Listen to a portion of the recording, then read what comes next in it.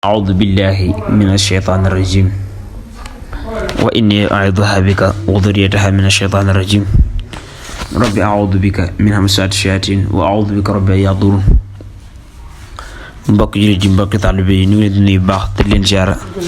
di leen balu xaq di leen bal di ñaan sunu borom subhanahu wa taala mu jégalu suñu bàkkaar mbokk yi te nangu suñu koor ginnaaw nuyu boobu mbokk yi dañuy wéyal ak yéen ci naafile yi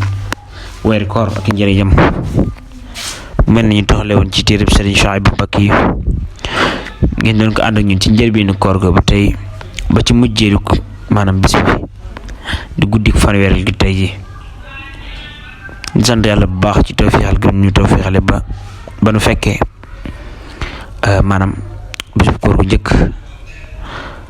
ba ci guddi gu njëkk ga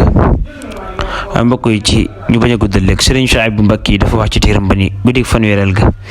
ku ci julli juróom benn rakkan bu ci ne nga def ci Faatiha ak Qul huwallaahu fukki yoon Faatiha benn yoon Qul huwallaahu fukki yoon ak benn ne yàlla dana ko tabaxal kër ci àjjana ba tey tamit ku ci julli ñeenti rakkan bu ne nga def ci Faatiha benn yoon ak qul yaa ayyuhal kaafiruun ak Qul huwallaahu ahad lu ci ne ñaar fukki yoon ak juróom nee na ngóor soosu def loolu des na ko musal ci sawara te des na ko jéggal moom jëmm ji moo ko jigéen jaaleem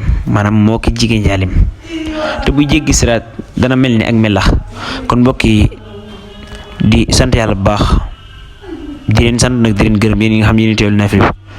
banu sunu borom subhanahu wa taala te fexele banu fekke koor gi ba ci guddi fanweeral ga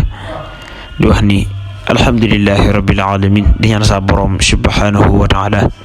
mu defal ñu tawfiix ba nu fekkewaat ka ay yoon te kenn bañ a manqué kon di wax ni wassalaamu aleykum wa rahmatullah ba koor déwén insha allahu taala